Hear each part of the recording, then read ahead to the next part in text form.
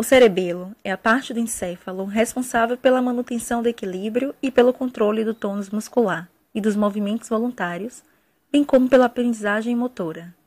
Dependemos do cerebelo para andar, correr, pular e andar de bicicleta.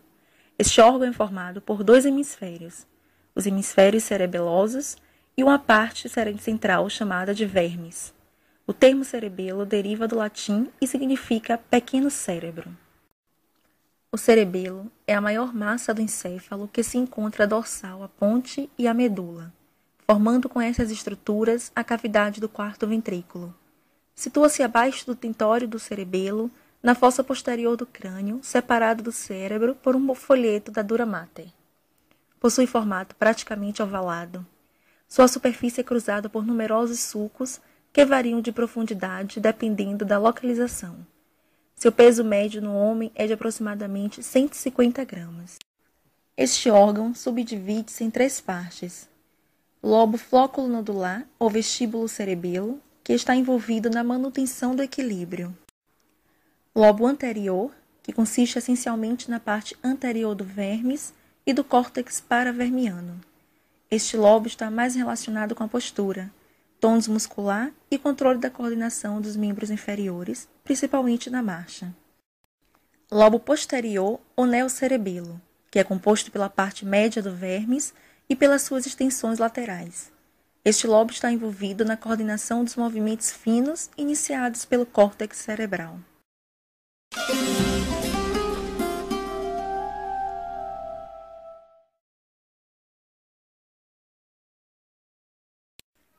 A disfunção cerebelar pode ser causada por uma disfunção das vias condutoras para dentro e para fora do cerebelo. Informações vêm para o cerebelo da medula espinhal e de outras partes do cérebro e sinais saem do cerebelo para a medula espinhal e para o cérebro. Muitas condições médicas ou neurológicas podem causar esta disfunção. Algumas vezes ela aparece subitamente, outras vezes pode aparecer gradualmente. As condições em que a disfunção do cerebelo pode aparecer subitamente incluem trauma craniano, infarto, hemorragia ou tumor cerebral, anomalia congênita, pós-infecção, exposição a certas drogas ou tóxicos. Condições em que o defeito cerebelar pode aparecer gradualmente incluem hipotireoidismo, deficiências de certas vitaminas, exposição a certas drogas ou tóxicos, como, por exemplo, metais pesados. Alguns tipos de câncer, por exemplo, de ovário ou de pulmão, esclerose múltipla, sífilis, doenças hereditárias ou degeneração cerebelar de causa desconhecida. É importante frisar que o lado direito do cerebelo controla a coordenação do lado direito e o lado esquerdo controla a coordenação do lado esquerdo do corpo. A parte central do cerebelo é responsável pela coordenação dos complexos movimentos de andar. Outras partes do cerebelo ajudam a coordenar o movimento dos olhos, da fala e da deglutição.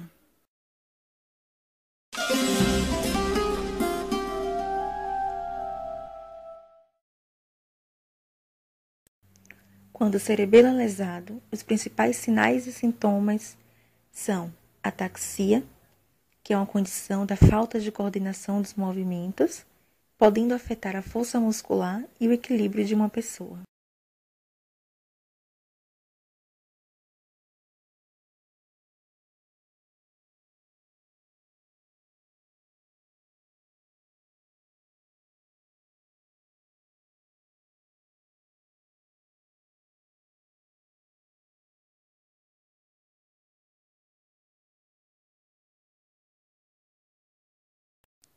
Hipotonia e hiporreflexia é onde o tônus muscular está normalmente baixo, geralmente envolvendo redução da força muscular.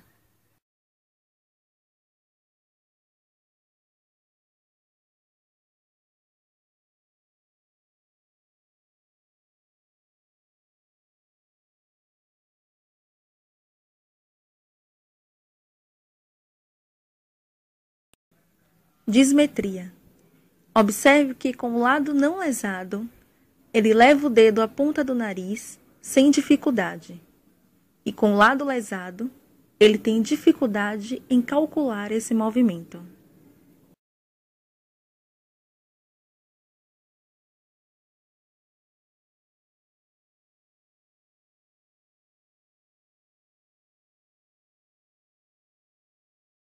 Desviado à cocinesia, olha a dificuldade que ele tem para realizar um movimento rápido e em alternar esse movimento.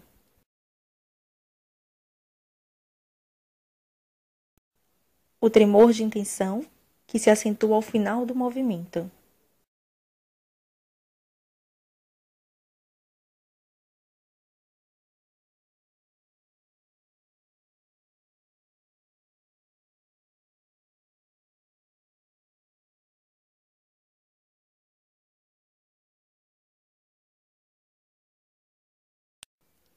E o nistagmo. Olha as oscilações repetidas e involuntárias dos olhos.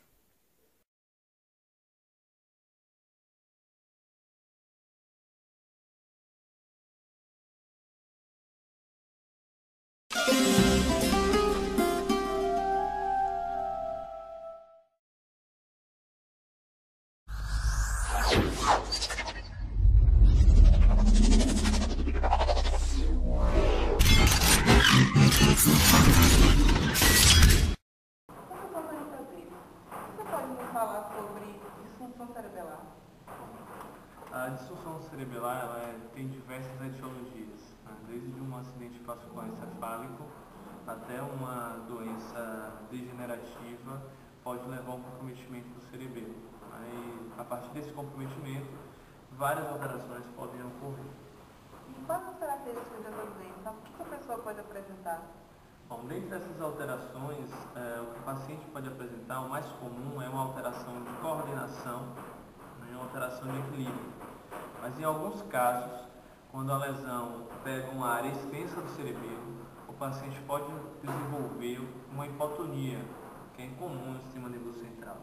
Essa hipotonia acontece quando existe essa lesão chamada de lesão pancerebelar. Uma área extensa do cerebelo é comprometida e o paciente pode evoluir com hipotonia persistente pelo resto. Como seria o tratamento fisioterapêutico deste paciente? O tratamento fisioterapêutico, o primeiro passo do tratamento é a avaliação. Você tem que identificar na avaliação quais são as alterações principais que o paciente vai estar apresentando. Claro que existe um quadro comum de uma lesão cerebelar, que foi isso que a gente acabou de falar, mas cada paciente é diferente do outro, né?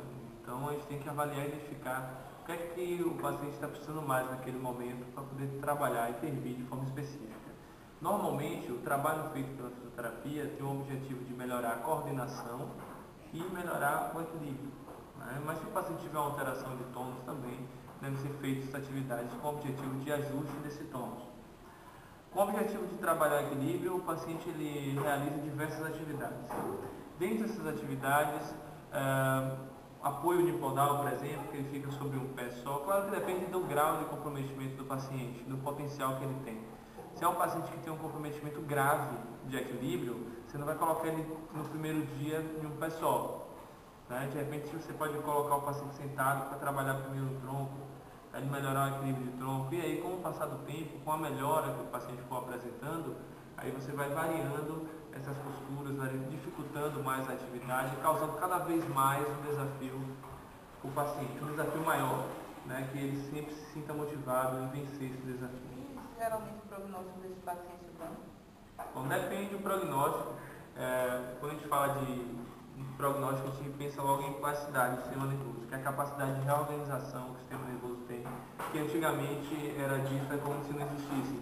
E hoje a gente sabe que existe essa capacidade de reorganização do sistema nervoso, que leva em consideração vários fatores, né, que estão atuando em conjunto para um bom ou ruim prognóstico. Dentre esses fatores, nós temos a extensão da lesão. Uma lesão pequena de cerebelo, leve, o paciente vai ter um prognóstico melhor do que aquele paciente que tem uma lesão grave. Mas se você fala de lesões iguais no cerebelo, lesão igual no córtex, na região frontal, por exemplo, o grau de plasticidade do cerebelo ele é menor, né? E se a gente parar para pensar em recuperação, em treino e aprendizado, o cerebelo é só por coordenar o movimento. Para você aprender, é importante que você realize o movimento o mais correto possível. é difícil realizar o movimento correto se o responsável pela coordenação do movimento está comprometido. Então você tem que explorar esse paciente ao máximo para que ele tenha o melhor prognóstico, o melhor resultado possível da sua terapia. O máximo com cautela. Claro que você não vai fazer com que o paciente fadigue, mas é explorar o potencial, o que ele pode te oferecer. Você deve sempre estar explorando para que ele tenha boa resposta. A família pode ajudar de alguma forma? Como ela pode participar na vida dos pacientes? A família ela é fundamental. A família ela pode ajudar em alguns momentos, em outros momentos ela pode atrapalhar, né? E às vezes é importante você ter uma interação, não só fisioterapeuta e familiar, mas uma interação de toda a equipe com o paciente, com o familiar. Porque esse paciente não tem só um impacto funcional. A alteração que ele tem não leva só a um comprometimento das suas funções, mas também leva a uma alteração no seu estado emocional. O paciente às vezes é um indivíduo que realiza atividades, que trabalha. Um grande exemplo disso é o famoso o cara que tocava guitarra, né? O guitarrista do Chiclete com Banana. Chamava o índio, Johnny. Ele tem uma ataxia cerebelar, ele tem uma lesão cerebelar. E por conta das suas alterações de equilíbrio e de coordenação, deixou de tocar. Então ele deixou de exercer uma atividade que ele gostava muito e que era sua atividade ocupacional, que dava para ele não só benefícios para a emoção dele, para o prazer, como também benefícios financeiros que hoje, com certeza, ele tem um impacto disso, né? Então, a doença neurológica, a lesão cerebelar, ela traz um impacto grande para a família e tem que ocorrer toda uma reestruturação familiar para aquele paciente. Então, o familiar tem que entrar em conjunto com a fisioterapia, até porque você vai ficar 1 hora. Quem fica o resto das outras horas todas é o familiar ou o cuidador. E ele deve ser orientado, ele deve ser treinado, ele deve fazer parte do tratamento. Ele deve fazer parte do tratamento e você deve ajudar ele ao máximo para que tenha o menor impacto possível sobre a sua vida e para que ele possa ajudar esse paciente da melhor forma. Professor, muito obrigada pela entrevista, viu? Foi um prazer. Prazer, realmente. Gostei muito da sua participação.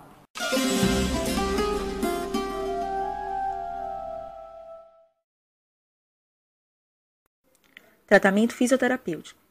A reabilitação após a disfunção cerebelar significa ajudar o paciente a usar plenamente toda a sua capacidade, a reassumir sua vida anterior, adaptando-se à sua atual situação.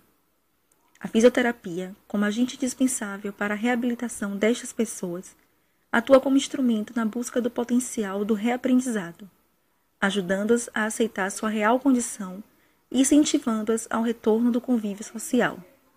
O tratamento fisioterapêutico tem como objetivo diminuir os efeitos da deformidade dos tônus, impedir deformidades pela manutenção de uma ADM normal, promover condicionamento, proporcionar movimentação ativa e a utilização do lado afetado, e promover o equilíbrio. A importância do tratamento imediatamente após a disfunção cerebelar deve ser enfatizado na busca de resultados satisfatórios para que o paciente alcance mais cedo a mobilidade necessária, evitando possíveis complicações, iniciando assim suas atividades rotineiras e prevenindo uma incapacidade permanente.